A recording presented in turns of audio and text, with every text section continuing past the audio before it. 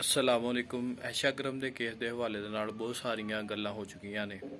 Interview ਬਹੁਤ ਸਾਰੇ ਲੋਕ ਦੇ ਰਹੇ ਨੇ, ਹਜੇ ਤੱਕ ਵੀ ਉਹ ਸਿਲਸਿਲਾ ਨਹੀਂ ਥੰਮ ਰਿਹਾ। ਇਸ ਹਵਾਲੇ ਦੇ ਨਾਲ ਗੁਫ਼ਤਗੂ ਕਰਨੀ ਚਾਹਾਂਗਾ। ਇੱਕ ਤੇ ਅਲਹਮਦੁਲਿਲਾ ਅਫਗਾਨੀ ਭਾਈਆਂ ਨੂੰ ਅੱਲਾਹ ਤਾਲਾ ਨੇ ਦੁਨੀਆ ਦਾ ਸਭ ਤੋਂ ਵੱਡਾ ਦਹਿਸ਼ਤਗਰਦ ਅਮਰੀਕਾ ਉਹਨੂੰ ਨੀਸੋ ਨਬੂਦ ਕੀਤਾ।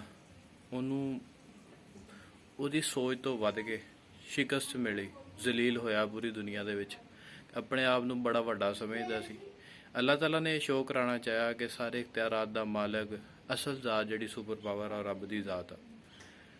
ਐਸ਼ਾ ਕਰਮ ਦਾ ਜਿਹੜਾ ਕੇਸ ਆ ਕੁੜੀ ਦਾ ਮਨਾਰੇ ਪਾਕਿਸਤਾਨ ਵਾਲਾ, ਜਦੋਂ ਅਮਰੀਕਾ ਨੇ ਅਫਗਾਨਿਸਤਾਨ 'ਤੇ ਹਮਲਾ ਕੀਤਾ ਉਦੋਂ ਅਫਗਾਨੀ ਜਿਹੜਾ ਬੁਰਖਾ ਹੁੰਦਾ ਸੀ, ਟੋਪੀ ਬੁਰਖਾ, ਉਹਦਾ ਬੜਾ ਮਜ਼ਾਕ ਉਡਾਉਂਦੇ ਸੀ ਅਮਰੀਕੀ। ਜਿਹੜੇ ਅਫਗਾਨੀ ਲਿਬਾਸ ਸੀ ਔਰਤਾਂ ਦਾ, ਉਸ ਹਵਾਲੇ ਦੇ ਨਾਲ ਬੜਾ ਮਜ਼ਾਕ ਉਡਾਉਂਦੇ ਸੀ ਅਤੇ ਡਿਬੇਟ ਹੁੰਦੀਆਂ ਰਹੀਆਂ ਇਹਦੇ 'ਤੇ।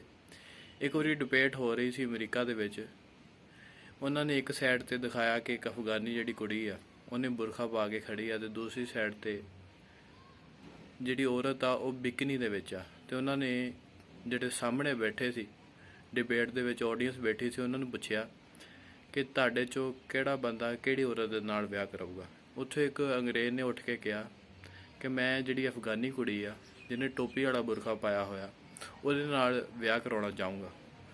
ਉਹ ਬੜਾ ਹੈਰਾਨ ਹੋਇਆ ਕਿ ਅਸੀਂ ਤਾਂ ਡਿਬੇਟ ਇਸ ਲਈ ਰੱਖੀ ਸੀ ਕਿ ਜਿਹੜੇ ਲਿਬਾਸ ਨੂੰ ਕ੍ਰਿਟੀਸਾਈਜ਼ ਕੀਤਾ ਜਾਵੇ, ਲੇਕਿਨ ਸਾਡਾ ਹੀ ਮੁੰਡਾ ਉੱਠ ਕੇ ਕਹਿ ਰਿਹਾ ਕਿ ਮੈਂ ਅਫਗਾਨੀ ਔਰਤ ਦੇ ਨਾਲ ਵਿਆਹ ਕਰਾਉਣਾ ਚਾਹੂੰਗਾ। ਉਹਨੇ ਕਿਹਾ ਕਿ ਮੈਂ ਇਸ ਲਈ ਵਿਆਹ ਕਰਾਉਣਾ ਚਾਹੂੰਗਾ, she is not available easily, ਕਿ ਇਹ ਜਿਹੜੀ ਕੁੜੀ ਆ ਮੇਰੇ ਲਈ ਆਸਾਨ ਨਹੀਂ ਹੋ ਗਿਆ ਇਹ ਨਾਲ ਵਿਆਹ ਕਰਾਉਣਾ, ਇਹਨੂੰ ਮਨਾਉਣਾ। ਜਿਹੜੀ ਦੂਸਰੀ ਆ ਉਹ ਤਾਂ ਪਬਲਿਕ ਪ੍ਰੋਪਰਟੀ ਆ, ਉਹਨੇ ਆਪਣੇ ਆਪ ਨੂੰ ਪਹਿਲੇ ਹੀ ਨੰਗਾ ਕੀਤਾ ਸਾਰੇ ਮਰਦਾਂ ਦੇ ਸਾਹਮਣੇ, ਅਤੇ ਉਹਦੀ ਕੀ ਹੈਸੀਅਤ ਆ। ਇਸ ਲਈ ਜਦੋਂ ਵੀ ਇੱਕ ਲੜਕਾ ਜਾਂ ਬੰਦਾ ਜ਼ਨਾ ਕਰਨ ਦੀ ਕੋਸ਼ਿਸ਼ ਕਰਦਾ, ਇਹ ਨਹੀਂ ਦੇਖਦਾ ਕਿ ਉਹ ਕਿੱਦਾਂ ਦੀ ਔਰਤ ਆ, ਲੇਕਿਨ ਜਦੋਂ ਉਹ ਨਿਕਾਹ ਕਰਦਾ ਹੈ ਜ਼ਰੂਰ ਦੇਖਦਾ ਕਿ ਉਹਦੀ ਮਾਸ਼ਰੇ ਦੇ ਵਿੱਚ ਇੱਜ਼ਤ ਕੀ ਆ। ਇਸ ਹਵਾਲੇ ਦੇ ਨਾਲ ਔਰਤ ਭਾਂਦੀ ਨੰਗੀ ਵੀ ਹੋ ਜਾਏ, ਲੇਕਿਨ ਜਿਹੜਾ ਮੁਸਲਮਾਨ ਆ ਉਹਨੂੰ ਅੱਲਾਹ ਤਾਲਾ ਨੇ ਕਿਹਾ ਕਿ ਆਪਣੀ ਨਜ਼ਰ ਦੀ ਹਿਫਾਜ਼ਤ ਕਰਨੀ ਹੈ। ਇਹਦਾ ਇਹ ਮਤਲਬ ਨਹੀਂ ਕਿ ਅਗਰ ਕੋਈ ਔਰਤ ਗਲਤ ਕੱਪੜੇ ਪਹਿਨਦੀ ਆ ਅਤੇ ਉਹ ਪ੍ਰੋਪਰਟੀ ਬਣ ਜਾਂਦੀ ਹੈ ਇਨਸਾਨ ਦੀ, ਉਹਨਾਂ ਜਿੱਦਾਂ ਮਰਜ਼ੀ ਚਾਹਵੇ ਉਹਦੇ ਨਾਲ ਵਰਤਾਓ ਕਰੇ। ਲੇਕਿਨ ਇਹਦੇ ਵਿੱਚ ਮੇਨ ਰੋਲ ਇਹ ਵੀ ਆ ਕਿ ਫਹਾਸ਼ੀ ਬਹੁਤ ਜ਼ਿਆਦਾ ਵੱਧ ਰਹੀ ਆ, ਜਿਹਦੀ ਵਜ੍ਹਾ ਦੇ ਨਾਲ ਜਿਹੜੀ ਔਰਤ ਆ ਉਹ ਪਬਲਿਕ ਪ੍ਰੋਪਰਟੀ ਬਣ ਚੁੱਕੀ ਹੈ ਇਸ ਟਾਈਮ। ਇਸ ਲਈ ਇਹ ਕੰਮ ਹੁੰਦੇ ਆ।